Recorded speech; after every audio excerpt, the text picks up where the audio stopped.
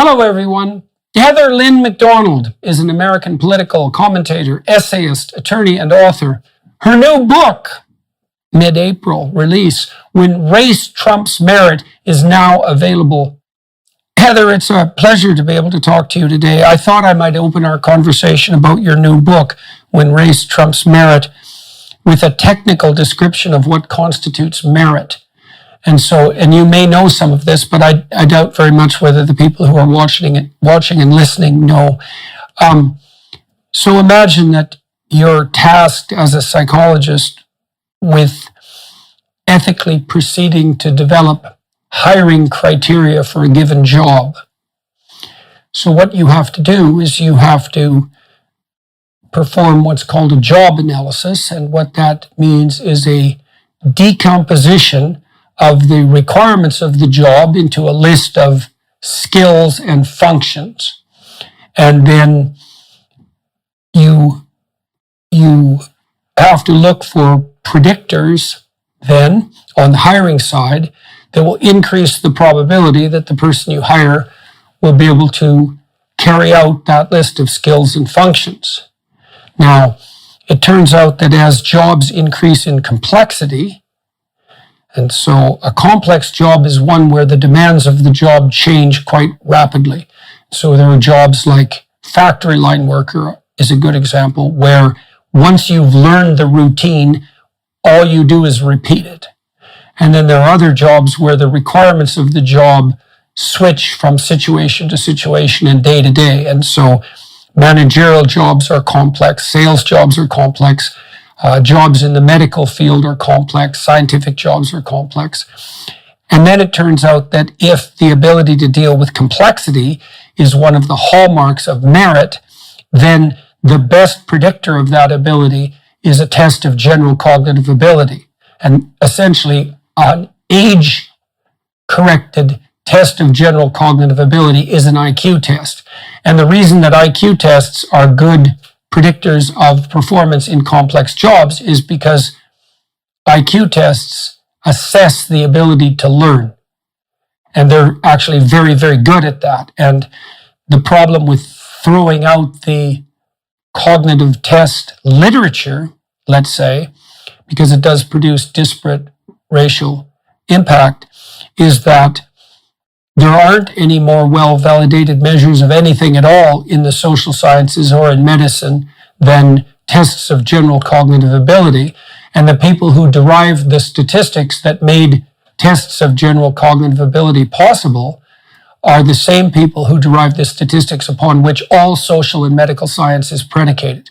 And also, by the way, a fair bit of physical science as well, because physicists use equations that are derived from the statistical literature. Statistics means state, and you hear that social scientists have physics envy, but much of the approach conceptually that physicists have used, particularly in the last century, were actually derived from the social sciences rather than the reverse. So merit, there's actually a technical definition of merit, and merit is the ranking or ordering of people in relationship to their ability to perform the tasks of a given job. There's a commonality of merit across complex jobs, and the general tests of general cognitive ability are a measure of that central tendency to adapt to complex situations. And so insofar as there are jobs, and insofar as people differ in their ability to perform those jobs, there is merit, and merit in that sense can be assessed. There's merit in relationship to those jobs. Merit can be assessed most accurately by tests of general cognitive ability. And then that instantly gets us into the equity nightmare. So anyways, that's the technical definition of merit for those of you who are watching and listening, in case you're interested. Now, Heather has just written a book called When Race Trumps Merit, and I thought it could have been titled somewhat more broadly, When Group Identity Trumps Merit, because it's not a problem that's only focused on race, although that's definitely a punchier title. So why is it that you decided to focus on this particular topic, and what do you think your book brings to the table? And we'll walk through your book step by step, but we might as well open with that. Jordan, thank you so much. This was a book written out of a combination of sorrow and rage. Sorrow at the fact that the institutions that I love, classical music, art, philosophy, literature, were being torn down by a false narrative, saying that if a tradition has a demographic history that is predominantly white, that is the European tradition, it is per se a racist tradition. So classical music, because the great Western composers, Bach, Brahms, Chopin, Beethoven, Smetana, were all white. Therefore, we should look upon that tradition with contempt and suspicion. And rage, because the arguments that are being made are so completely false. And yet every single leader of a tradition that brings us beauty, sublimity, wit, has turned on his own tradition and joined in the anti-racism crusade. So this book provides the data that explains why there is disparate impact when you apply those colorblind neutral standards of merit.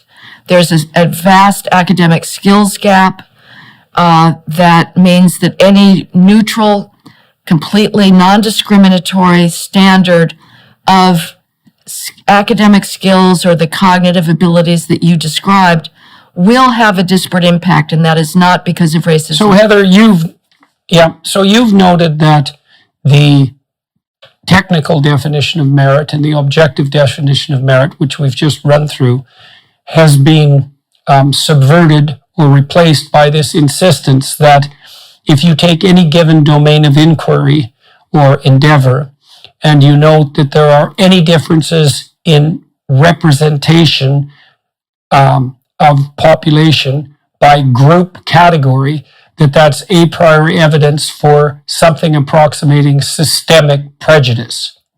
And your concern, which is partly what you're laying out in this book, is that axiomatic a priori presumption of prejudice based on the mere observation of differential group representation is not only faulty, but faulty enough to threaten the entire enterprise of merit itself. Now, Adrian Wooldridge wrote a very good book on the history of meritocracy, pointing out that the historical alternatives to something like objective assessment of merit haven't been equity or equality of opportunity, but nepotism and dynasty. And so if we're realistic about this, even on the side of the left, we would note that, well, if we scrapped objective tests of merit, there's no reason to presume that what we would get out of that wouldn't be something far worse, that being nepotism and dynasty. Now, what has been your response to the replacement of the idea of merit with the idea of equity or equality of outcome, and how do you define equity? Well, first of all, it's a puzzle. What really does the left believe? There's two options. One option is they think that these objective tests are in fact covertly racist, that despite the history that you described of the development of these occupational analyses that had nothing to do with race, this was not the issue. It was employers seeking help from psychologists in breaking down the cognitive needs of different jobs. This could have happened in China or in India, where the race issue was not present. So there was no reason to think that those tests were devised with some ulterior motive of keeping out blacks. But perhaps that's their argument. Well, quite the contrary, because even by the critical standards of the left, if capitalism is motivated by the greed that the left purports motivates it, there was every reason for the people who were developing these tests to concentrate on nothing but race and sex-blind merit, if for no other reason than to maximize their own profit. And so, because it meant that if you developed a test that could find talent that it had been hidden by racial or sex prejudice, you could arbitrage that and make a fortune, which is what you do if you can hire extremely qualified people at a lower than market rate because they've been prejudiced against. So in fact, all the tension that might have pushed the tests in a biased direction was actually extant, even by the leftists' own hypothesis, in exactly the opposite direction. And that is in fact how it turned out in reality, because the use of cognitive tests did allow us as a society to discover talent that had been hidden from view beforehand. And that was well established by the socialists, for example, in the UK in the 1930s, and then also in the US military. You know, that was certainly the case with the development of the SAT, of trying to break up the hegemony of the New England WASP elites in the transit between Andover and Yale. But just, again, what explains this? What is their hypothesis? And as I say, they would either be arguing that there was covert racism in the development of these tests, leaving aside the economic capitalist interest in finding talented workers, or it's even more nihilistic than that, and they actually do not believe in ideas of merit or of accomplishment or excellence, and that any test that purports to find cognitive ability is per se invalid. And in that case, then we should all be going to a lottery. You know, if they really believed that these tests were illegitimate, and you have college presidents themselves preposterously blaming their own institutions for racism. You know, whenever a Yale University president, Peter Salovey, or Princeton's Christopher Eisgruber gets up there and beats his chest and say, woe is me, Yale and Princeton are so systemically racist, which is merely a case of virtue signaling to get attention from the New York Times. He's implicitly accusing his own faculty of racism. And so if he really believed that, then they should go to randomized admissions. If it's not possible to distinguish between somebody who is more cognitively suited for a high stakes, high demands academic environment or a workplace environment, and there's really any kind of test like that is per se invalid, let's just admit by lottery. And they will never do that because, in fact, they do know that these tests are valid. They predict. There's nothing that predicts first year grades in college better than the SAT. Those grades in themselves predict by and large how students behave. So it is a utterly hypocritical narrative that wants to demean these tests as because they have racially disparate impacts, at the same time that these schools are ruthlessly trying within groups to rank by cognitive ability. Right. Well, you'd also have to scrap the within school grading structure as well and assign grades on a random basis, because if you open up the admission process randomly, and I think you could make a case for that. I'm not saying you should, but you could make a case for that for early stage university education, because you could say, well, let's let everybody in, and those who can float will float, and those who can sink will sink. And now that has the advantage of a kind of radical equality of opportunity. It has the disadvantage of extreme inefficiency in that many people will fail, and that will be very expensive for them and for the institution. If you have grading criteria with regard to success within the class, you're going to get a rank ordering of achievement inevitably if there are any criteria that are being applied at all. And the probability that those criteria, if they're valid indicators of competence, the probability that they'll be correlated with general cognitive ability is about 0.6. It's very, very high. And then you could even go a step further and you could say, well, let's just scrap the idea of merit altogether. And what that would mean is that you would no longer have choice in your selection of service person, right? You'd have to accept whatever lawyer came your way. You'd have to accept whatever lawyer came your way, whatever physician. It would be a lottery of of matching between professional and customer as well. And you'd also have to scrap disparate pay, because so in order to remove this so-called systemic bias, you can't only do that on the selection side.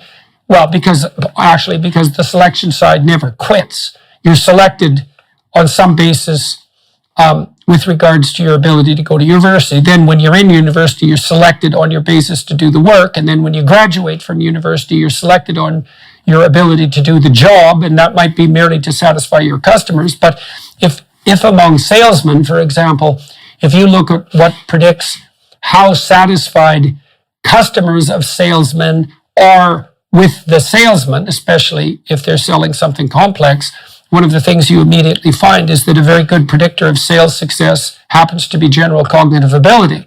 And so the fundamental problem is that general cognitive ability is so pervasive as a merit index that there's no getting rid of it without eradicating the idea of choice and difference at every single level of every interaction in human society. And if you don't think that would be a nightmare, then you've never had a bad plumber.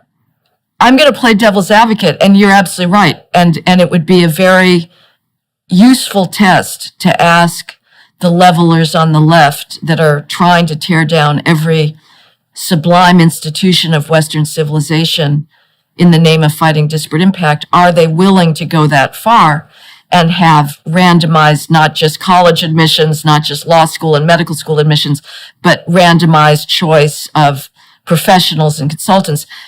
Let me just say, though, in one sense, if you are a radical egalitarian, that would be, in one sense, an ideal situation, because what we have now is you and I, Jordan, are people of education and relative prosperity, and we can choose our doctors and our engineers and our architects and our lawyers from pretty much the top of the pool. But if we went, but the pool is the same. So somewhere in that pool of doctors are people who really were at the bottom of their medical school class, squeaked out with or without the assistance of racial preferences. Same with plumbers, same with lawyers. Well, somebody's hiring them.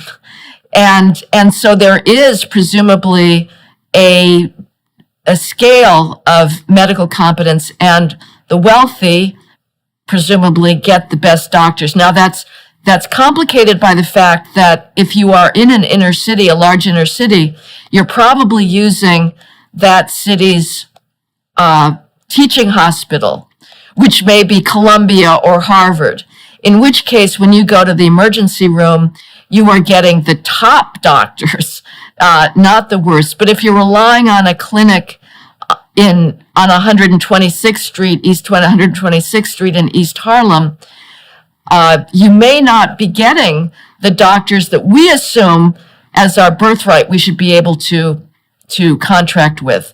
So it's an interesting question. I mean, the demands of equity might in fact say, why should poor people get less good medical care and be able to hire less good medical professionals? But this is getting a little far afield and into sort of Rawlsian definitions of what you would choose in your prior position. Part of the problem, and this is an intractable problem, is that, and it is really a painful thing to encounter. I mean, one of the things that the authors of the Bell Curve pointed out, Richard Herrnstein, one of the authors, was that in the typical Ivy League environment, the typical Ivy League inhabitant never meets anybody in the lower half of the cognitive ability distribution. And so if you happen to teach at Harvard, your less able students are people who have an IQ of 115. And that puts them at the 85th percentile in the general population. You never have a student who has an IQ of 100, and you certainly never have a student who has an IQ of 85, which is 10% of the population. And one of the things Herrnstein pointed out is that what that means is that the typical elite the typical inhabitant of an elite institution has no idea what the full range of human cognitive ability actually constitutes. Now, I was a clinician for a very long time, and I had many clients who were inhabitants of the lower end of the cognitive distribution. So I had one client, for example, with whom I spent 29 hours teaching. I spent 29 hours teaching him how to fold a piece of paper with sufficient accuracy to put it into an envelope with sufficient precision so that it could be put through a automatic letter sorting machine. Now, if you bend and mutilate the envelope to any degree, it'll jam the machine, and so you have to be very precise. And this problem was complicated by the fact that there were photos stapled to this letter and in a somewhat random manner, so that with each folding exercise, you had to take into account the position of the photo, which also couldn't be folded over. And it was virtually impossible for this man to learn how to do that. And you actually have no idea how complex a task that is until you watch someone who just can't do it. And it's part of the reason that the equity problem and the systemic racism problem is so deep and pervasive is that it's actually extraordinarily painful to apprehend the full range of human and cognitive ability, because there are people for whom the easiest task mathematically is no more difficult than falling off a bed. And so that might be someone with an IQ of 160 who's specialized in physics. And there are others for whom the probability that they will ever learn to make change facilely is zero. And that's a difference in quantifiable ability so great that it becomes qualitative. And it is one of the most painful facts of human existence that that unbelievably wide range of generic ability makes itself manifest, and it does so in a rather arbitrary fashion as well. It's that, it isn't obvious that the typical extremely bright 4-year-old has done anything in particular to deserve being that bright.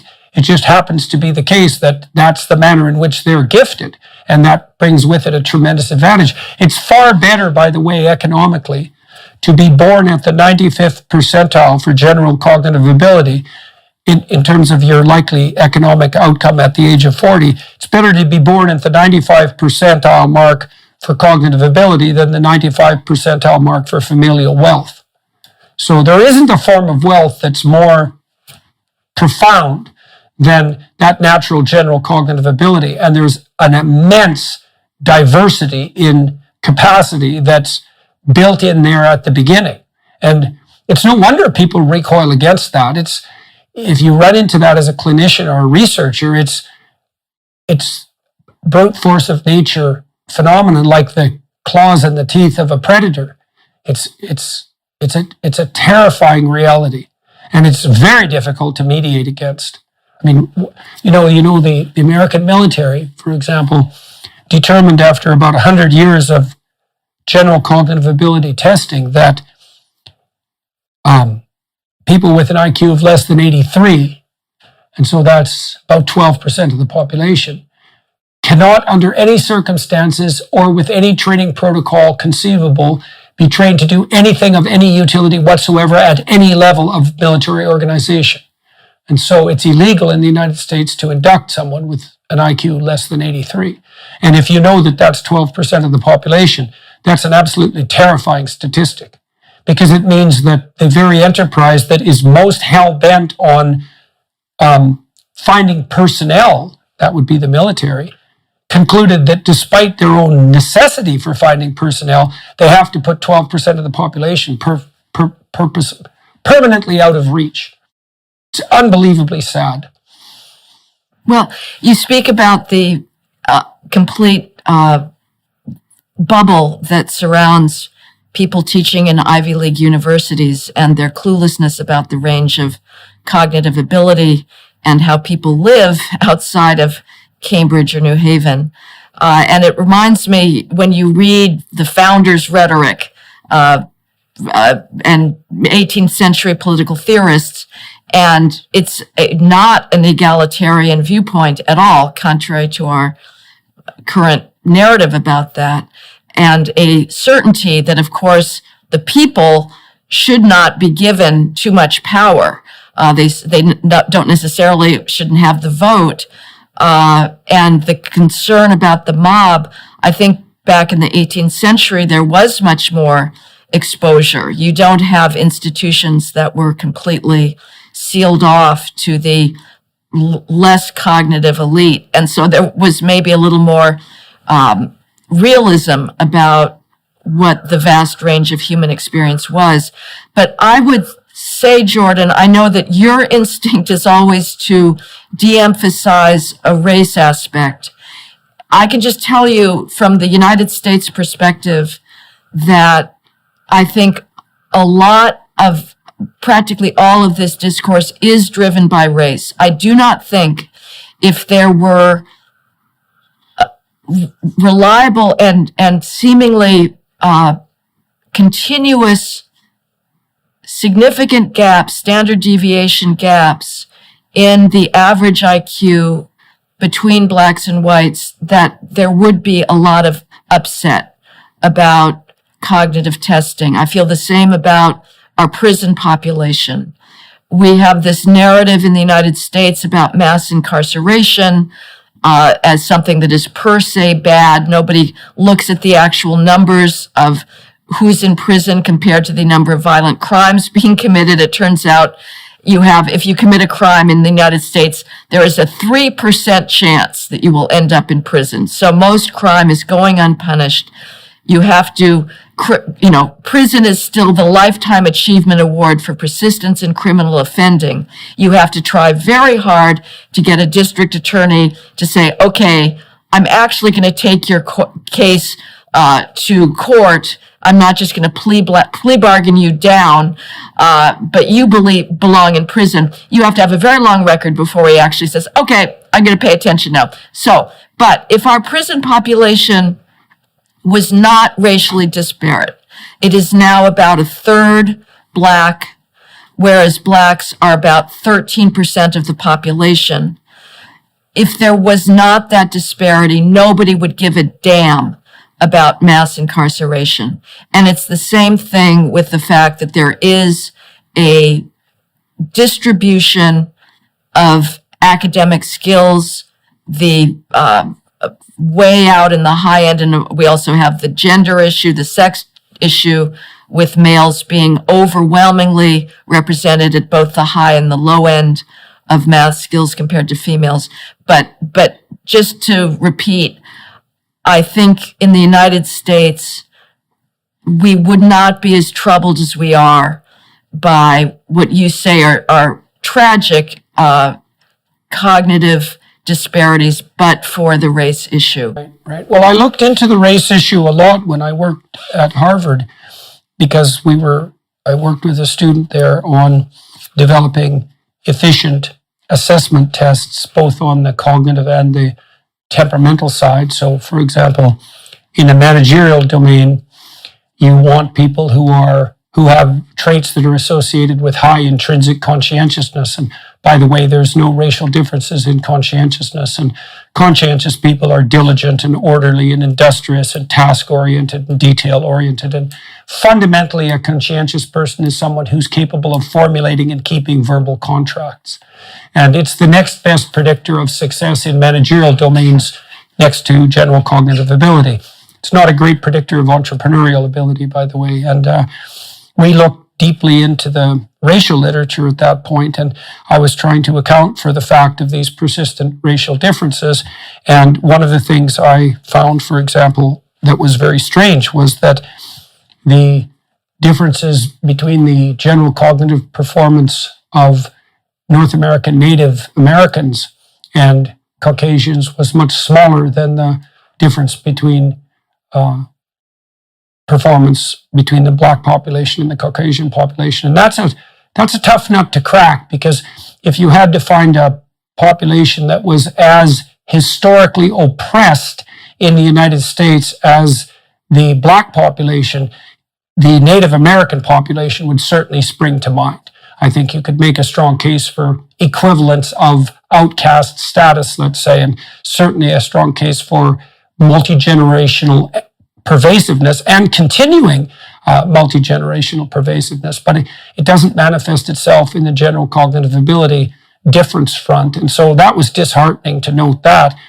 More recently, we might point out that there's plenty of evidence that environmental intermediation can produce improvements in general cognitive ability. The Flynn effect has demonstrated that, and it's quite clear that on average, people in the United States score quite substantively higher on IQ tests than they did 100 years ago, and a lot of that is a consequence of improved nutritional status, for example, and the fact that information is at hand for pretty much everyone. And it's also the case that the racial gaps in general cognitive ability performance have been decreasing over about a 30-year period, and that they're actually much smaller in childhood than they are in adulthood. And that's the one point of optimism that someone very hard-headed might still maintain in relationship to the IQ literature, looking at it on the racial front, is that at the age of 5 or so, the difference between Caucasians and Blacks, for example, is something more approximating 5 points than the, say, 10 to 12 points that seems more standard by adulthood. And no one really knows why that is, why that gap expands across time. And it would be very useful to, at least in principle, to focus our sociological and psychological investigations into determining why that is. I suspect phenomena like fatherlessness play a role. I also suspect that early literacy is relevant. You know, that in the typical middle-class family, a kid of, forget race for a minute, if you look at the typical middle-class family compared to the typical working-class family, a typical middle-class kid by the age of 3 or 4 has been exposed to a veritable plethora of books and semantic information compared to a working-class kid, all things being equal. And the differences in exposure magnitude is absolutely remarkable, even by the age of 3. And so there's still some places we might look if we were really interested in remediating the remaining differences in general cognitive ability. So, Well, we've tried that. I mean, this is the whole Perry preschool experiment. And absolutely, this has been noted, the difference in the number of words that children hear from poor and middle class backgrounds. And I would absolutely agree with that. One question is the failure to surround lower class children with rich verbal environments, is that a function of just ignorance about good child rearing, or do you get somewhat of a circular loop where it is the lower cognitive level of the parents that results in this type of inadequate, from our perspective? Maybe there's other strengths going on there, I don't know. I've got a kind of an Appalachian white trash couple living underneath me in my California apartment, and I can tell you it's an amazing contrast. There really are class differences that are hilariously stereotypical, but these guys live up to it to the T. I mean, everybody in their environment has no teeth, either because of meth or they're just beat each other up too much. But there's clearly, I would not want to be the child of those parents, and they're not married. there's both. I mean, So the best predictor of the IQ of a child is the average IQ of the parents. And so you definitely get a situation where cognitive resources accumulate. And this is particularly true in the modern world, because modern high-status women are much more likely to mate. They like women in general, they mate across and up dominance hierarchies, so that as women have become more educated, the proclivity for educated women to only marry educated men, and there's an associated IQ assortative mating phenomenon going on there, that's increased substantially in recent years. And so it is definitely the case that environments that are set up by people who have lower cognitive function are less likely to be literacy producing environments. But there may be also additional effects where, that could be ameliorated to some degree, because if the parents of a given child are both lower than average in IQ, their child will on average be slightly smarter than them. There's a phenomenon called regression to the mean. And so if you have parents who both have IQs of 145, they don't produce a child with an IQ of 160, they produce a child with an IQ of 130. And if you have two parents with IQs of 85, they produce a child with an IQ of, say, 90 or 95 on average. It's something like that. And so those children could benefit from a richer semantic environment. But the problem with that on the educational front is that, maybe part of the reason the IQ differences are pervasive racially is because there are real differences in literacy culture. But a lot of those might be manifesting themselves as early as 2 years old.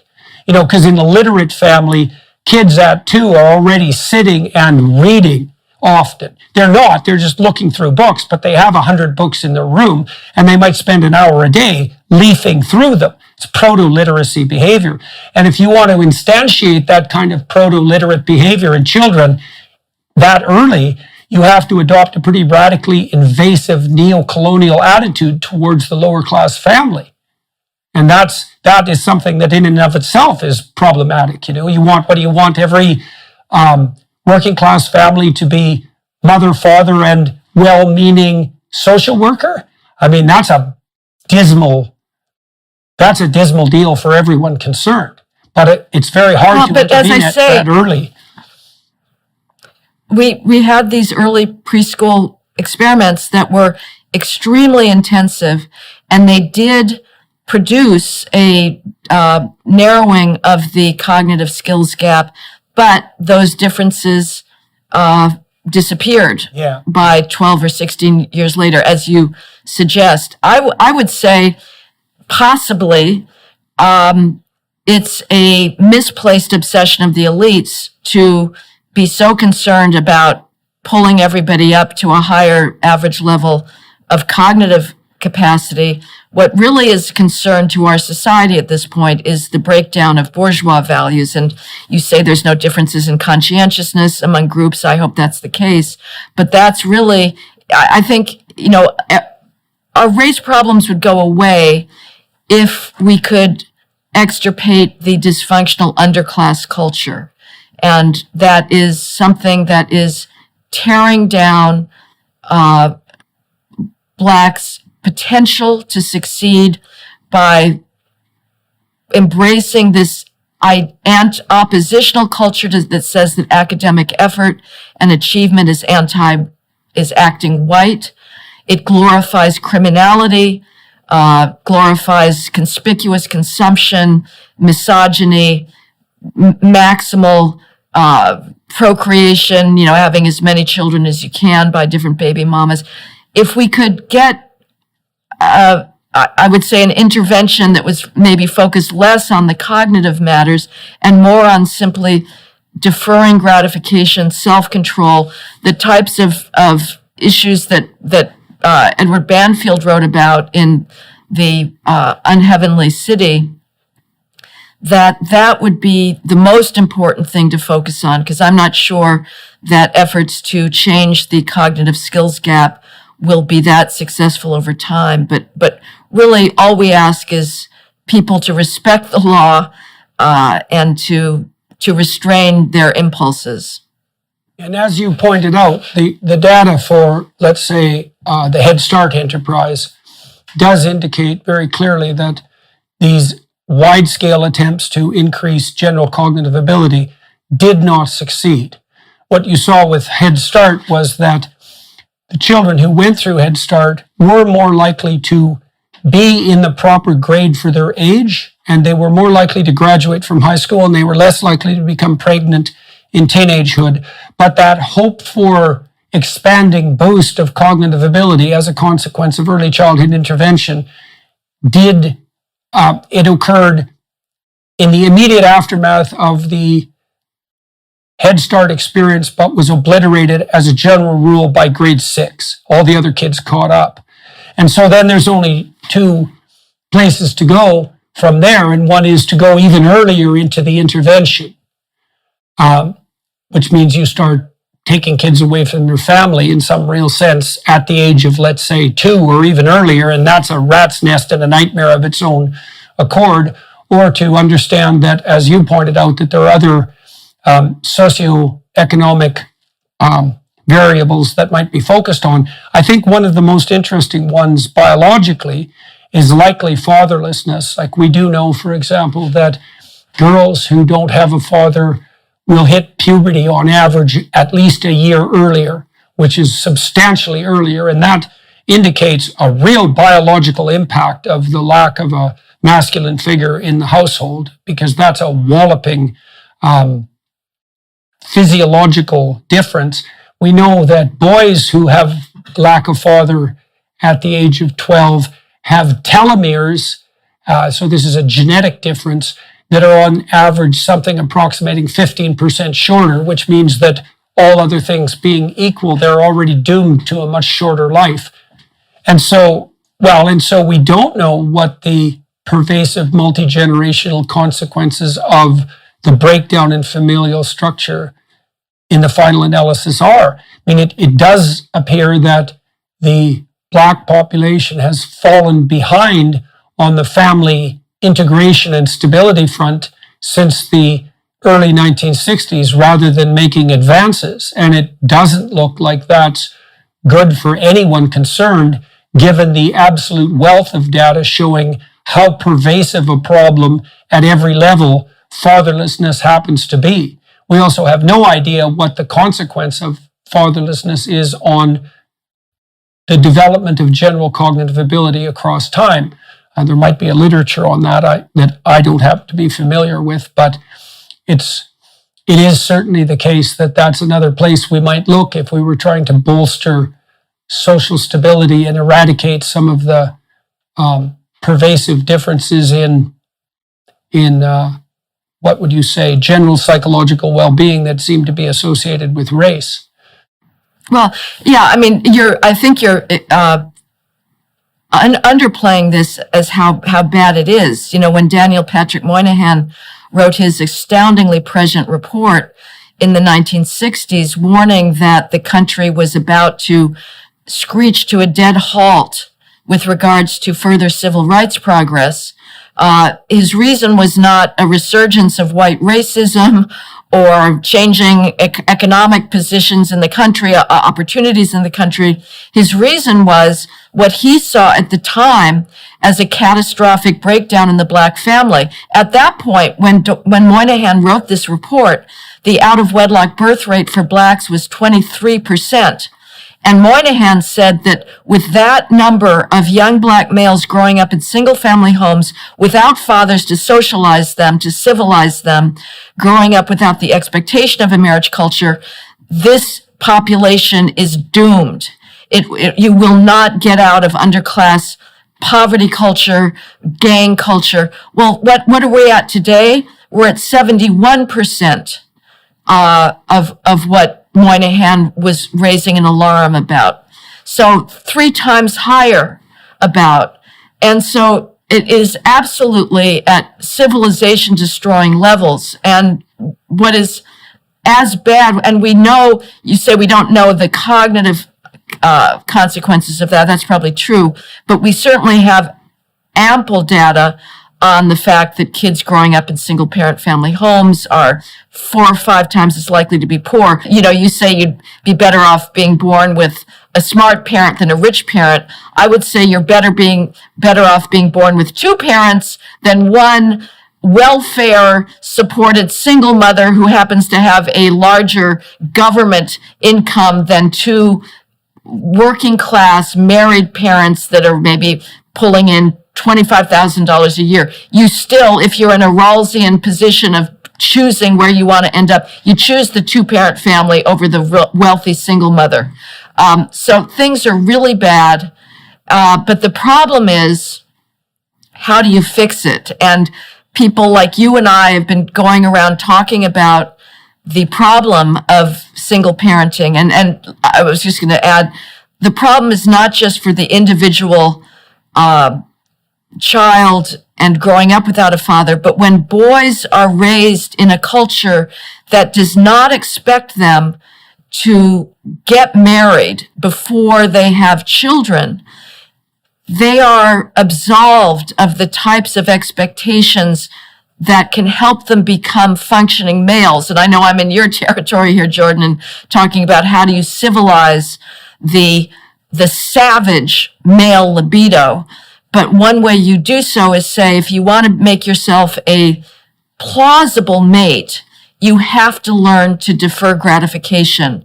You have to learn to have future orientation. And when you're growing up in an inner city, and it is absolutely the norm that you can start having sex with girls at age 12, they may or may not get pregnant, but you will have no further responsibilities. There is no reason to develop those skills of self-control that make you a plausible worker, a plausible husband, a plausible colleague in any kind of voluntary association. So that's the problem. The solution, though, is extremely difficult because, as I've been reprimanded in the past by Deborah Dickerson, the relationship between the sexes in the Black community is very, very troubled. So, Heather, I spent a lot of time studying motivation for drug and alcohol abuse, and among savvy researchers into the addictive realm, the question is never, why do people take drugs? The question is always, given the overwhelmingly reinforcing properties of drugs, cocaine and alcohol, perhaps above all, why don't people do nothing but take drugs all the time? And the answer in the typical situation for young men who are statistically more likely to abuse alcohol, for example, is that most young men abuse alcohol when they're young, say between the ages of 17 and 25 or so. And the reason they stop is because they take on what we would generally regard as adult responsibilities. They develop a career, they get a permanent girlfriend, maybe they have children, and they realize that their impulsive hedonic lifestyle is interfering with that and that it isn't sustainable. And so they grow the hell up and wise up and start walking on the straight, narrow path. If you're never required in your lifetime to adopt the responsibilities, particularly of parenthood, there's no reason that that competitive hedonistic lifestyle won't just continue. Now, it gets pretty stale and ugly by the time you're 40. Even if you want to be a juvenile teenage player by the time you're 40, it's pretty contemptible. But the problem with depriving people of responsibility is that you deprive them of the necessity that matures them. And the problem with that is that produces a lifestyle that is self-destructive in actually relatively short order. And so by lifting the responsibility off the shoulders of people and replacing that with, let's say, state support, you're certainly demolishing the women because they have no men to rely on, but you're demolishing the men too because they have no necessity to require them to mature. And that's actually a catastrophe, not a freedom.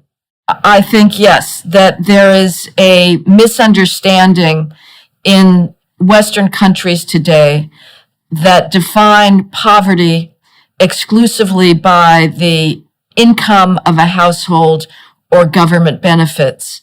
And the government believes that just as a government check can substitute for a father, and that social workers can substitute for father, that income is all that we need. Whereas in fact, what really is the key is whether the household is passing on social capital and those traits that make one able to seize opportunities that still are available in Western societies. There's a critique from the right that is trying to adopt some lefty economic criticism that might say that, because of big business or globalization, the economic situation for the working class is irredeemably grim. And that, I'm not going to dispute that, but I still would say that there are opportunities for people who are willing to hustle, to discipline themselves, to not be addicted. You know, the problem of drugs in the United States is absolutely horrific. We are a society that seems to be so spiritually bereft that people turn to drugs at much higher rates than elsewhere. But if you are straight and are reliable and show up every day and do not scream at your boss, but have the ability to restrain your impulses, you will be able to have a decent life. And those are the issues that are most essential. Not whether you've got parents with money or what your race is. It really is the bourgeois values. And those are disparaged in society today. You know, there's the book by former editor at City Journal, The Dream and the Nightmare, that pointed out that the 60s countercultural revolution of tuning out, getting high, and disparaging what your parents worked hard for, that was something that the wealthy could dabble in and then come out ahead. But when you have that corrosive idea that normalcy is somehow racist or acting white, and that you give license to people that are going to thumb their noses at the law, that are going to shoplift, rob, turnstile jump with impunity, and get more involved in drugs, they don't have the safety nets. And so that was really a catastrophic development in our culture that the elites survived. Heather, you open your book with a discussion of the Cultural Revolution, and it is in part this revolution of the 1960s that you described. And you also described the values that the radicals in the 1960s, the rich radicals, let's say, were rebelling against as bourgeois. And I would say, from a psychological perspective, it's actually reversed, is that what constitute bourgeois values are actually functional values. And the reason that they're functional is because they work if you iterate them for a long period of time in a social environment. And so conscientiousness is a good example of that, because in many ways, bourgeois values are values that promote conscientiousness. They're pushed very hard in Asian societies, for example, and those would be virtues of discipline and dutifulness and dedication and industriousness and the ability to formulate and maintain contracts. And that is a very good predictor of long-term success. And so those values aren't precisely bourgeois, they just happen to be productive. And the bourgeois tend to be productive, and so they have those values.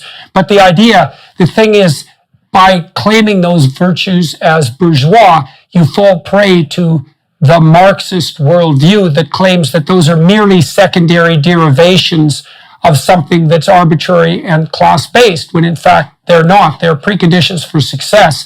And it also helps us understand how we might better define wealth, because on the one hand, you could say, well, if you just provided people with enough of a basic income, they would be wealthy.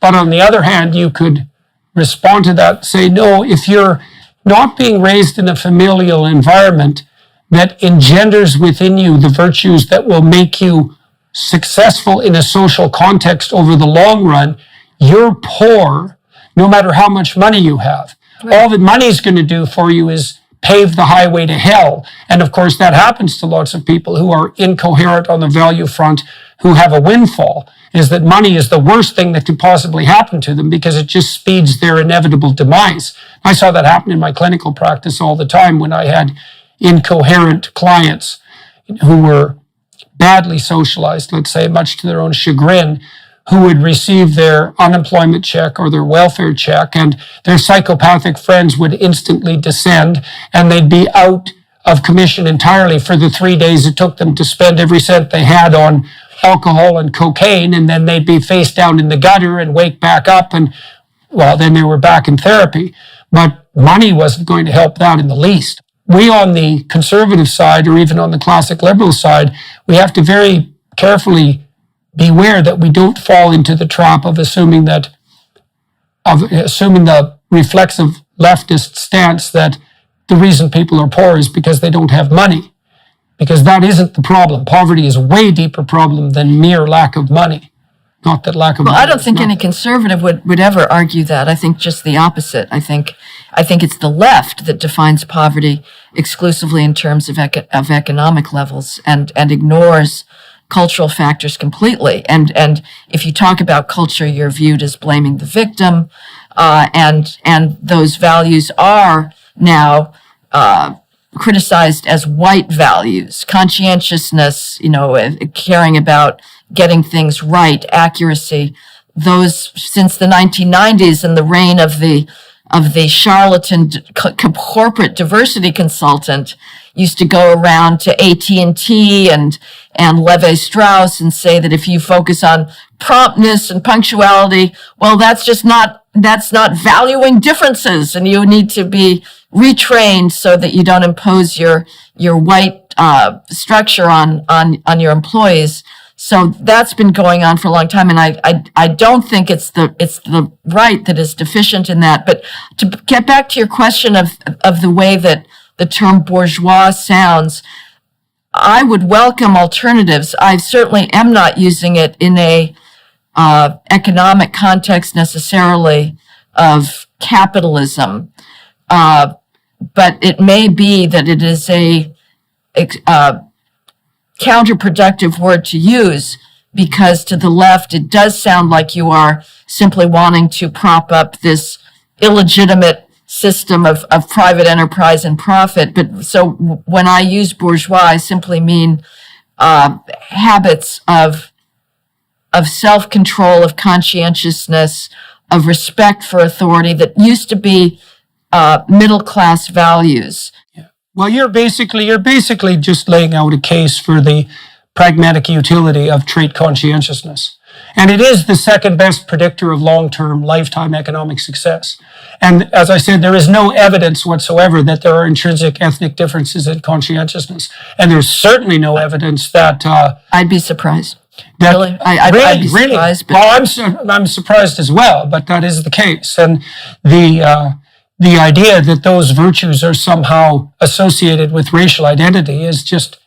There's not a shred of evidence for that. And in fact, the scholarship that established the idea that these virtues of promptness, for example, and of a hard work-oriented ethic, that scholarship, first of all, was conducted by people who had no academic standing whatsoever. It was one weird opinion paper, unfortunately I can't remember the derivation at the moment, that was published about 30 years ago that gained cachet because it fit the leftist narrative, but there isn't a single serious researcher into the conscientiousness domain that would ever make a claim like that. And it's useful to know, just on a technical level, that conscientiousness is the second best predictor of long-term life success, and instilling conscientious virtues, which is, by the way, what Asian families seem to really, they really excel at that. So here's an example. So, the children of first-generation Asian immigrants are likely to do far better academically in the United States than the children of Americans who aren't immigrants. But that advantage disappears in 3 generations as the children become more and more American in their conscientiousness virtues. And the Asian advantage in economic success, which is pronounced not only pronounced throughout the Asian immigrant population, does seem to be a consequence of the inculcation of conscientiousness-oriented values. So there does seem to be a very positive field of open possibility in relationship to remediating racial differences in outcome. Now, we don't know how to do that because it's not all that obvious how you instill conscientious virtues. I mean, the Asians do it in the confines of their own private family. And how to duplicate that, say, on the educational front, isn't obvious. So we're stuck on that front to some degree as well. Now please go ahead. I was just going to say, again, I mentioned my former editor, Myron Magnet. He had a relationship with George W. Bush and was pushing his idea of homes for single teen mothers, where you would take a young single teen mother and put her in an environment of others living small group homes that would just absolutely surround that child with, I'm not going to use bourgeois anymore, you've taught me, I would say conscientiousness and people that will absolutely insist on ability to be prompt to respond to requests politely, doing homework, meeting expectations, and that this group home project was based on the understanding of how deep the lack of those values were in your typical inner city home, where the mother may be strung out on crack, you've got 5 different children by 5 different parents there. The boyfriends are coming in and out. It's a completely chaotic household. But the problem, maybe this would work, that degree of intensity, but it was clearly economically impossible. It would have been so expensive. So what do we have as our second best solution? The second best solution would be a school that would be unrelenting in its emphasis on self-discipline, its application of discipline for failure to obey rules. And you had that for a bit with the development of what came to be known as the no excuses charter schools, things like KIPP, the Success Academy in New York. Well, what happened to the no excuses charter schools? They fell prey to the self-immolation of decent, excellent institutions post George Floyd. KIPP used to have a motto which was work hard, be nice. Seems like a perfectly innocuous motto, right? No, it turns out it's racist. Saying to children, work hard, be nice, is a function of white supremacy. And so the founders of KIPP, who had begun with a civil rights motivation, they began in Texas, and then these schools, they spread, and they were very almost like boot camp. The children have to walk down one side of the corridor on their way to class. Everything that the teacher does is scripted. The students' answers are scripted in order to remove variety or discretion from teachers, because they believed that they had the answer to how you inculcate self-discipline and future orientation in children. And it was working. But now has had some success with that at the Michaela School in inner city London, which is a lottery admission school. And her graduates have a higher chance of being accepted to Russell Group universities, which include Cambridge and Oxford, than any even private school in the UK. And she adopts that extraordinarily disciplined approach. And that, unfortunately, in some sense, that's anecdotal, although she has many graduates, but it does look like there's some possibility on that front. Now, you just alluded to a theme that you develop quite intensely in your book, which is post-George Floyd guilt on behalf of every institution that you can possibly name that had a meritocratic basis. You walk through how these institutions have immolated themselves on the pyre of equity since the George Floyd killing. You start with medicine, for example, and walk through science, classical music, art museums. Art museums, exactly. And so these institutions of higher order learning and culture, and describe in painful detail how they have all allowed themselves in a fit of guilt to be subverted by this idiot equity agenda, which is an extraordinarily dangerous movement. Do you want to start maybe discussing your book more specifically with a description of why the equity doctrine, which at first glance sounds a fair bit like a variant of equality of opportunity, and at second glance seems like only basic fairness, it's very difficult for people to understand why that doctrine is so pernicious and deadly. And so can you summarize in relatively comprehensible form why the equity doctrine is so catastrophic? Well, here's what the left is doing today. It looks around and it chooses institutions almost at random.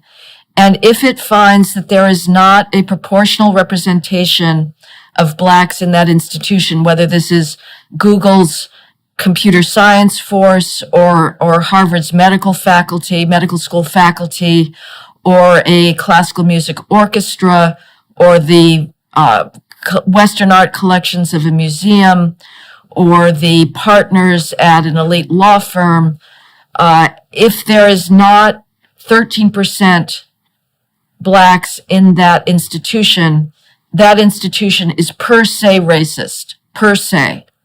The only allowable explanation for racial disparities in a medical practice or in a physics department, in an economics department, in a math department, the only allowable explanation is racism.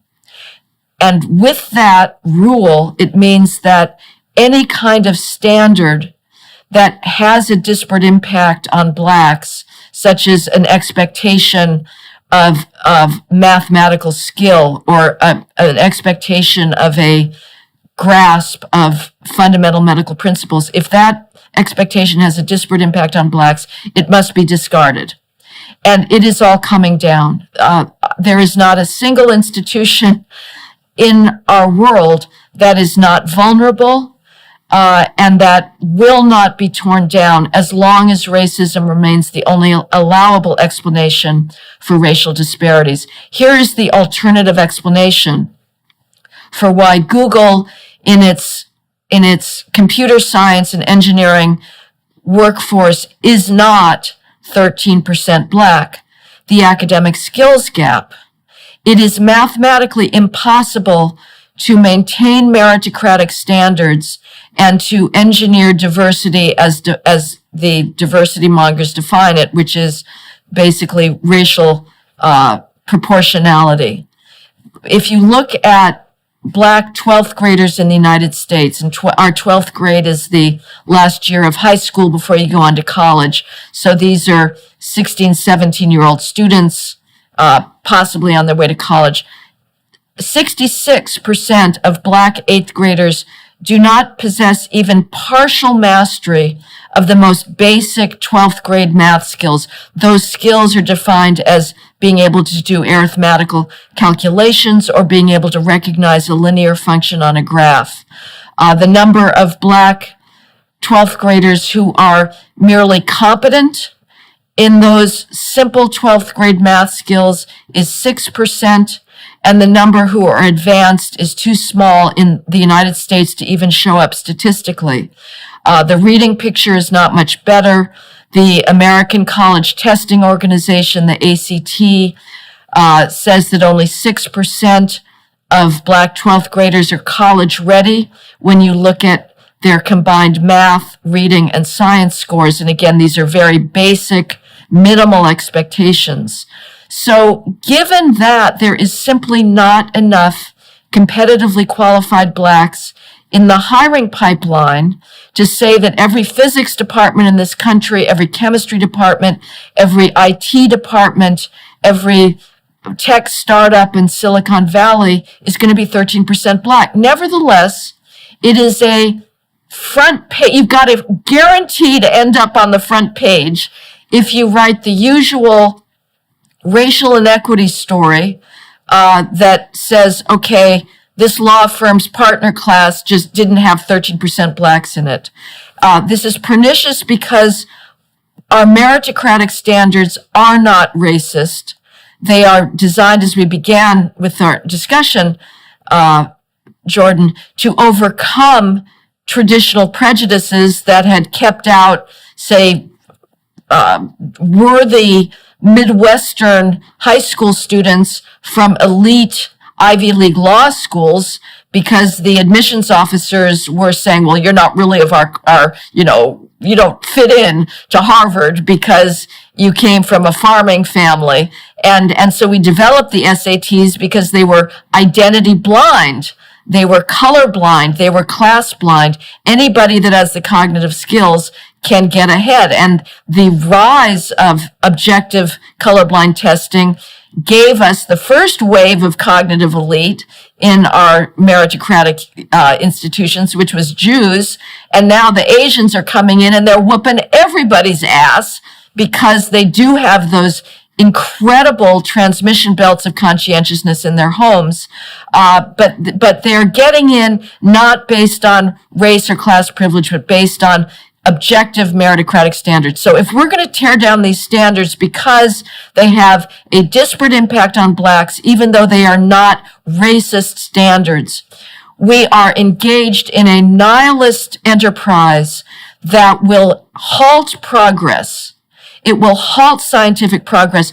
This is not confined to things that people say, oh, well, it doesn't matter if classical music flagellates itself for phantom racism. This is happening at the heart of our scientific enterprise. Medical schools are junking objective tests of merit because they have a disparate impact on blacks. Our federal science agencies, like the National Institutes of Health, are determining research priorities based not on scientific need, but based on disparate impact. So the NIH is shifting precious federal taxpayer research dollars from pure science into research on racism and racial disparities in health for the simple reason that black researchers do less pure science and they do more racism research. And so the NIH has determined that from now on, as an anti-racist institution, it should be funding more black scientists. And so it has decided we're going to do less basic research into the neurological pathways of Alzheimer's disease, or the way that cell signaling happens in nematodes for oncology research. We're going to do less of that, and we're going to do more looking at environmental and racist determinants of black obesity. And those may be valid research objectives, but we should determine what we research based on our societal needs, not based on the idea that we should have racial proportionality in our research grants. It's also the case that proportionality is not only impossible to achieve technically for the reasons that you laid out, but also impossible to achieve metaphysically and purposefully so, because if you add the intersectional doctrine to the racial mix, and you presume that the same argument with regards to disparate impact applies not only to race, but to gender, and then to all the admixture of the various gender identities and their interactions, you're almost instantly mathematically in a situation where it's not even hypothetically possible to ensure that there's no disparate impact of selection techniques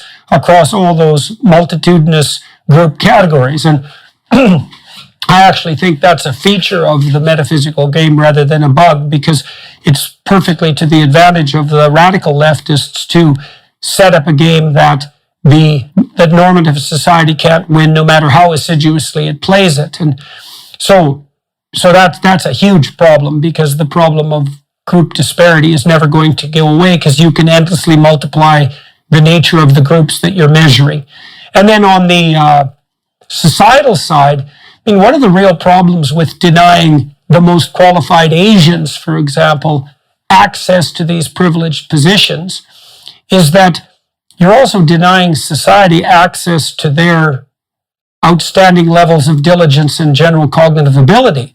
I mean, part of the reason that we developed the ACTs and so forth, the LSATs and the MCATs, was so that society as a whole could identify pools of extreme cognitive talent and exploit them. To put it bluntly, is that it's better for everyone if we can find the smart kids and give them as much opportunity as possible, even if that means rewarding them in a disparate manner, because we so desperately need what only they can produce.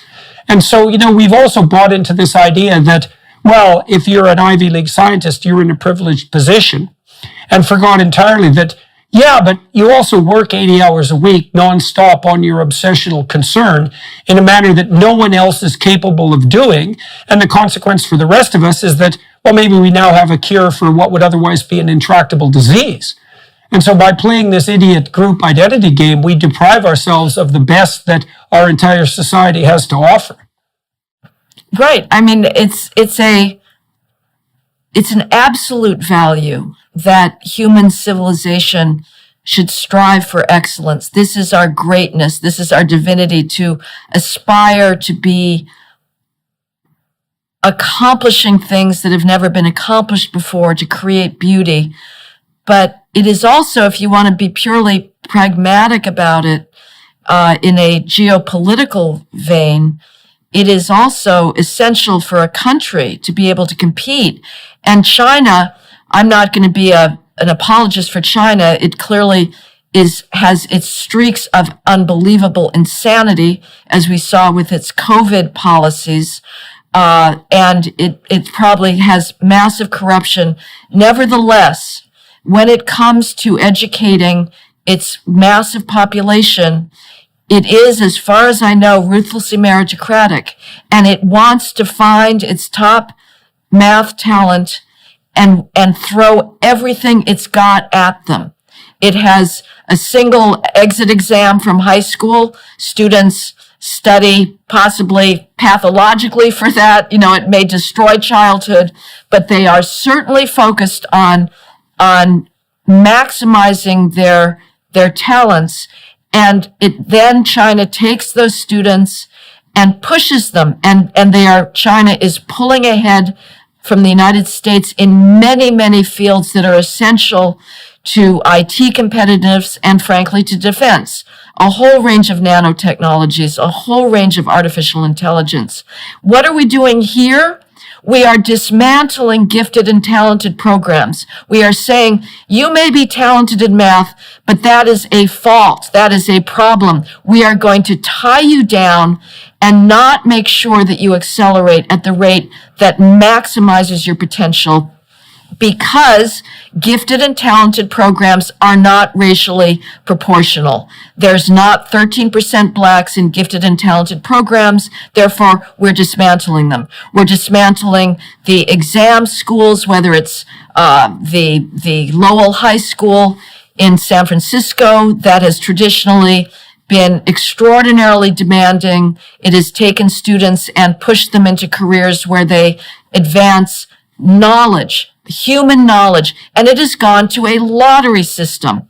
Well, not surprisingly, the first year after the lottery system, the proportion of D's and F's in the ninth grade class jumped up 300%.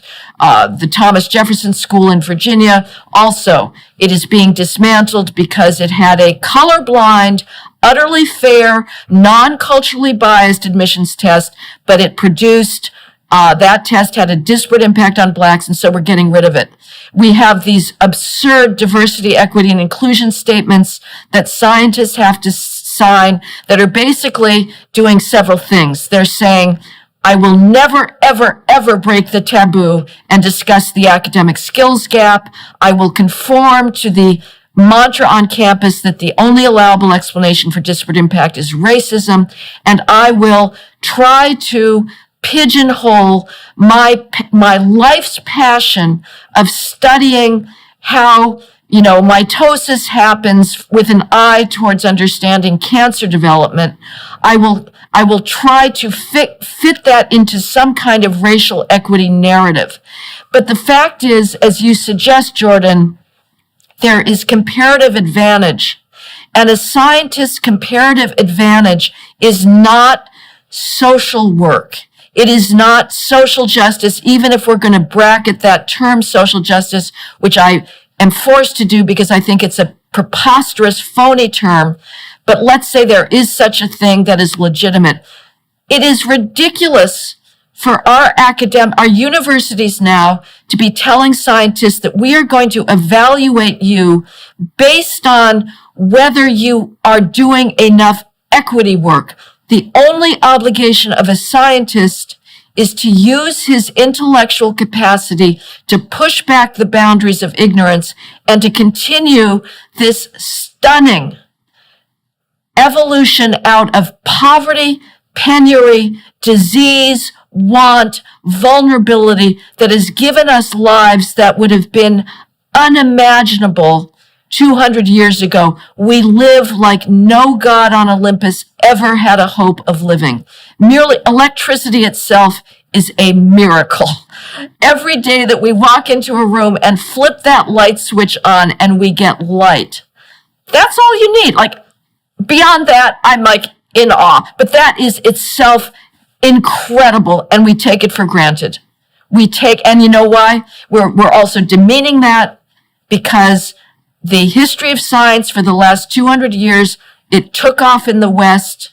There were some early competitors with other civilizations, but the scientific revolution, the industrial revolution, the anti-poverty revolution, it has been the great conversation predominantly among the Anglo-American European sphere. China's getting into that conversation now, but because it is overwhelmingly white, it is now viewed as, again, simply a source of white supremacy. And you have heads of medical organizations, you have the heads of scientific journals like Science that are on a practically monthly basis putting out statements saying that science is racism. The White House office under Joe Biden, the White House Office of Technology and Science Policy, recently, a couple months ago, put out a statement saying that medicine is an inequity-producing enterprise. These are atrocious lies by people that do not deserve their power, but they are not innocuous because they are breeding resentment and they are pulling back our greatest talent to a level of mediocrity. We'll be right back. First, we wanted to give you a sneak peek at Jordan's new series, Exodus.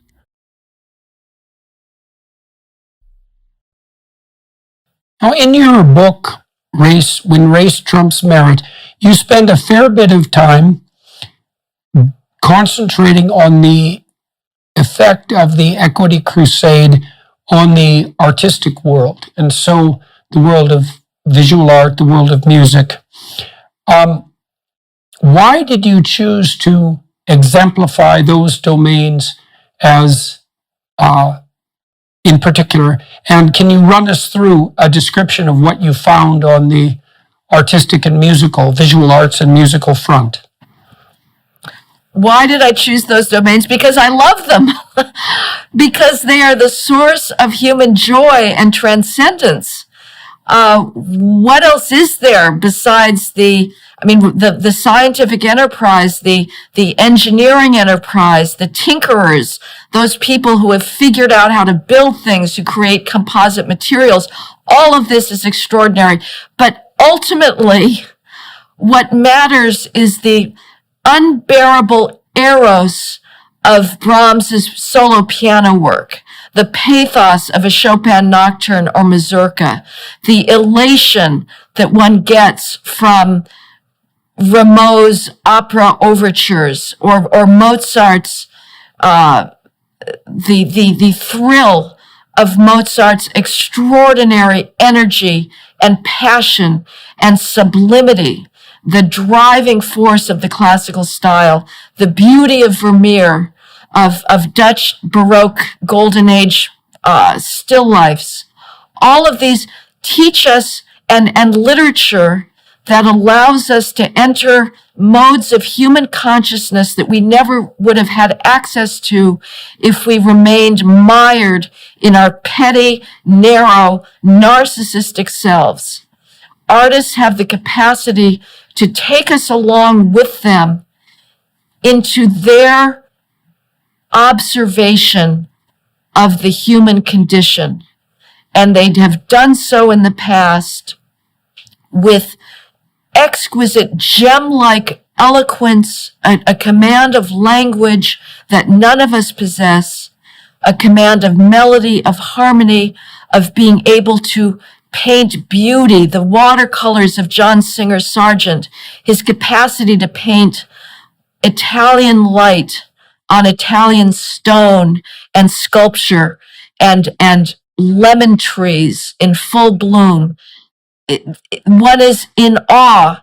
These traditions that have given us so much beauty, so much ability to leave behind possibly even our sorrows and lose ourselves instead in a novel of somebody else that is filled with wit and irony, whether it's Mark Twain or George Eliot.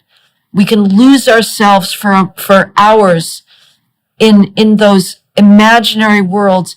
They are now every single Western tradition is being torn down on the phony charge of racism. All that the yahoos have to do, all that the rabble has to do, is point out that a tradition that was born in Europe, which was demographically, historically, ineluctably white, is therefore racist. Now, here's what they do not do. This is a completely one-sided game. You could also go to Africa. You could say that the tradition of Yoruba drum language is all black. It is not diverse. Africa was demographically black. We do not expect Africa in its traditions to have white artists. We don't go to Chinese classical opera, which for centuries was created by Chinese, and we don't say, you don't have black people in Chinese opera, you're racist, or you don't have white people in Chinese opera. We do not go to the Indian tradition of the classical epic. And we don't say, gee, why aren't you writing about black people in your classical epic? You must be racist. The only tradition that gets the deconstructive, demystifying technique is the white tradition. And museum curators are now turning on their own collections that have been given to them over the centuries by donors of immense generosity. The inevitable wall plaque now, if you go to the 17th century Dutch and Flemish wing of a museum, I've noticed this in the Rijksmuseum in Amsterdam. It's true in the Metropolitan Museum. I'm planning next week to go to the Museum of Fine Arts in Boston, and I was sort of snooping around the website and seeing what they got. So they've got a new hanging of their 17th century Dutch art collection. It's their permanent collection, but they've reconceptualized it, of course. They've made the same argument, which is present in all these, which is, if you have a gorgeous Dutch still life of cut crystal, of shining silver, of peeled lemons, of translucent grapes, of oysters, possibly a pheasant, that still life is all about colonialism. You should see it through the lens of racial resentment, because the Dutch at the time were engaged in colonial trade and imperial conquest, and therefore any household wealth that was generated in Holland, in Delft, in Den Haag, it's all on the backs of colonialized subjects. This is preposterous. A still life is not about colonialism, but these curators are teaching young people who may be entering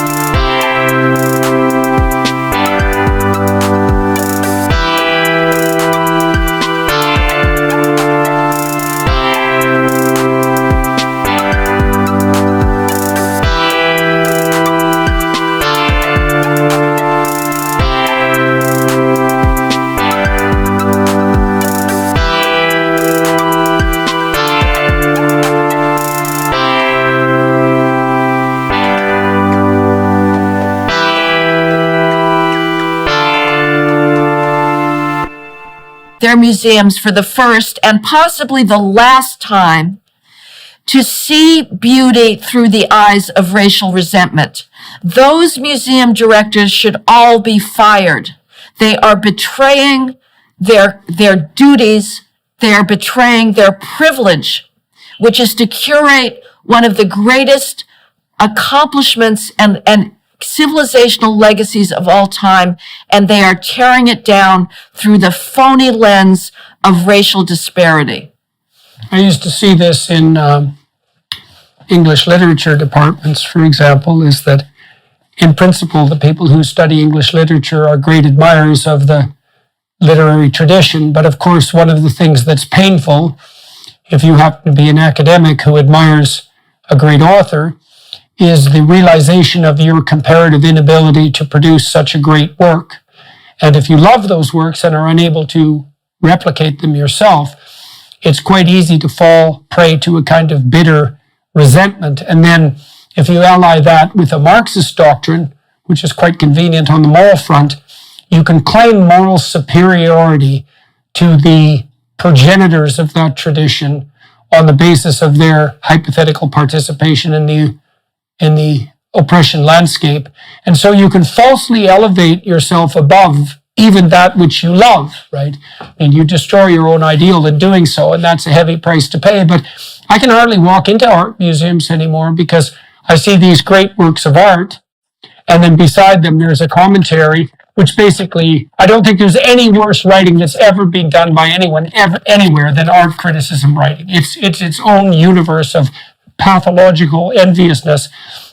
And there's a great work, and then beside it there's a commentary which basically says, I, the person who's writing this commentary on this great work, am ethically superior to the artist who made this work on the following grounds.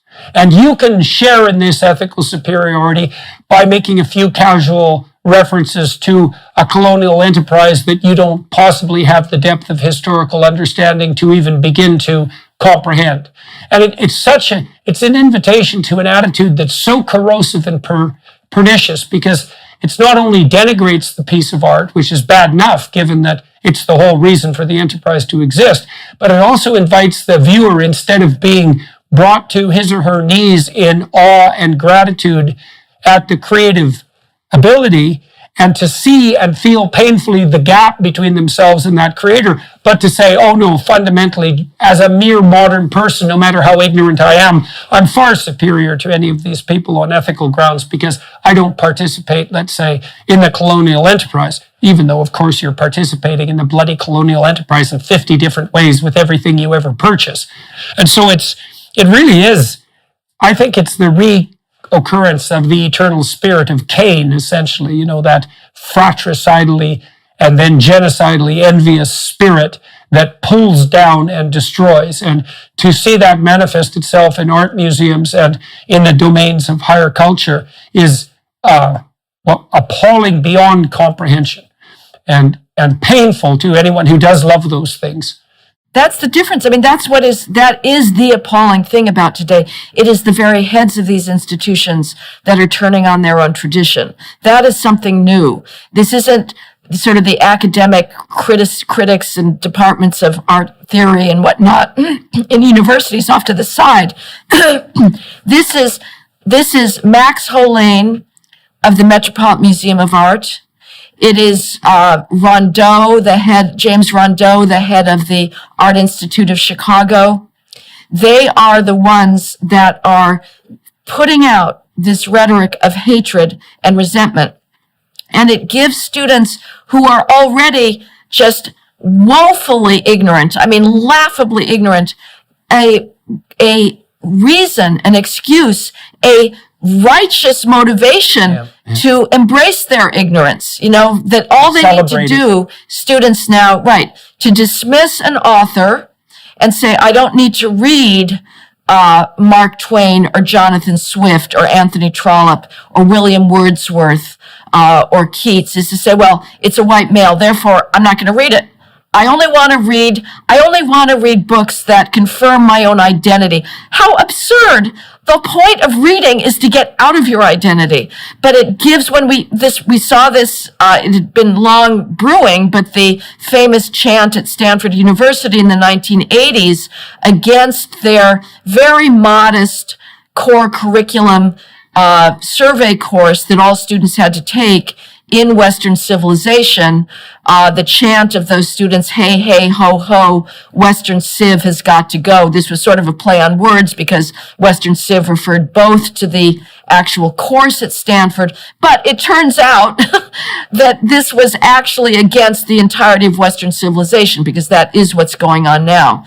And so it is an excuse for ignorance. One of the things we might point out too here for everyone who's watching and listening is that you might say, well, fair enough, but why bother with the whole cultural mess and who gives a damn about literature and art and so forth? And why are we making such a big fuss about it in the first place? And there's actually a psychological answer to that. I mean, Jonathan Haidt has recently reanalyzed some data on the relationship between political affiliation and mental illness, showing that, well, first of all, there's a pronounced gender gap in that a substantially higher proportion of women, girls and women, are suffering from diagnosable mental disorders than men. And that's an exaggeration of a proclivity that has been there for a long time because women have higher levels of negative emotion, but that's also massively affected by political affiliation. And so the people who have the highest rates of diagnosable mental illness currently are young liberal women. And the reason for that, in part, is that the identity that they've been offered, which is this fragmented, subjective, hedonistic identity, is actually so dysfunctional as an identity that it produces anxiety and hopelessness. And it does that because it doesn't unite them with other people, because to be mentally healthy, you actually have to be united with other people. And it also doesn't give them any goal of value to strive for in the future, much less a unifying identity. And so that produces a kind of hopelessness. And so part of the reason that it's so cataclysmic for students to be disenchanted with the domain of higher aesthetic inquiry is that if they can't escape the bounds of their limited subjective hedonistic identity, the necessary consequence of that will be social disunion, isolation, discord, anxiety, and hopelessness. Those are the alternatives. And the reason you go to university to study literature isn't so you can become educated and join the club.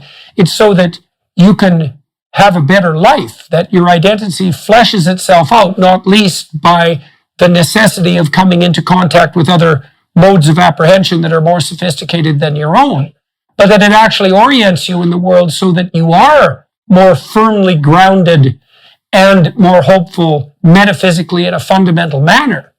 And so, the leftist trope is that all of the different knowledge systems are nothing but means to claims on power. And so there isn't any qualitative distinction between that which is civilized and that which is impulsive, except as a consequence of the self-justification of the hypothetically civilized. But it's simply not true. Is that there are all sorts of modes of sophisticated being that are much more likely to produce psychological stability and hope and faith rather than catastrophic and cataclysmic nihilism.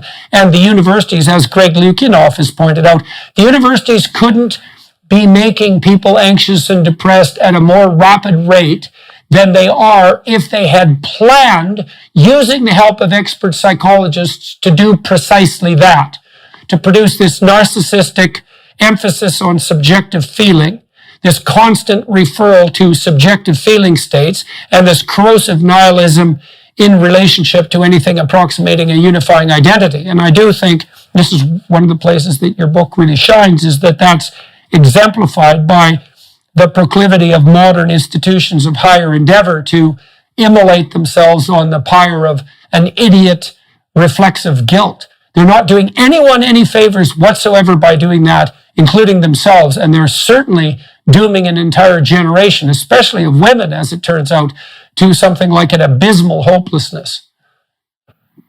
Well, let's face it, the feminization of the university is a complete disaster. It explains a heck of a lot that we're seeing now that we regard as pathological, especially the shutdown of freedom of discourse, of inquiry, of speech, because females overwhelmingly embrace safetyist values over those of rationality and freedom of intellectual inquiry. So they're the ones, whether Why do you think that is? Why do you think that is? Well, this gets into your trade, which you were speaking in the beginning about different levels of neuroticism. You know, we just know that females are much higher on the big 5 trait of neuroticism. And there's also, one could say that, well, they're sort of more relational, they're more worried about people fitting in or not feeling excluded, and so they are believe in. See, part of the problem is that I actually think this whole claim that speech is harmful is completely BS, and nobody should take it for seriously for one instant. It's all just a form of whining and attention getting on the part of these favored victim groups to say that they actually feel endangered by certain ideas.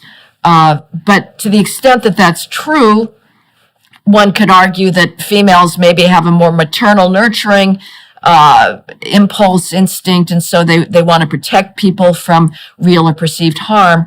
But they're also less interested in ideas and the pursuit of logic, reasoning to its endpoint. Let's do this then. Let's do this. We're running out of time on the YouTube front, and we've walked through the broader context of your new book and some of the details as well. The new book being When Race Trumps Merit. I want to talk to you for about half an hour on the Daily Wire Plus side of the platform. Maybe we could have a specialized conversation in the feminization of modern institutions, because I would like to talk to you about that in some detail. So for those of you who are listening and watching on the Daily Wire Plus platform, I often walk my guests through a bit of an autobiography, looking at how their career unfolded for them and how their interests made themselves manifest in their life, how their parents supported them or didn't support them. More often did support them in the case of successful people. But I think with Heather, we'll turn to this issue of the feminization of the modern institution and delve into that a bit more in detail. So for those of you who might be interested in that, you can pick that up on the Daily Wire Plus platform, and we should probably turn to that for now. Thank you very much for talking to me about your book today and about your broader concerns. And the book is coming out when? April 18th, but it's available for pre-order now. I don't know when this podcast goes out, but you can certainly get it. It'll be within the next week or two, so it should be well-timed with regard to the release of your book. And so thank you, everyone, for attending on the YouTube side of the world, and for the Daily Wire Plus people who've made this conversation possible, for the film crew here in Oxford, England, because that's where I happen to be today, and to you, Heather, thank you very much for agreeing to talk to me today, and congratulations on the impending publication of your book. Thank you so much, Jordan. I appreciate it. It's always a pleasure.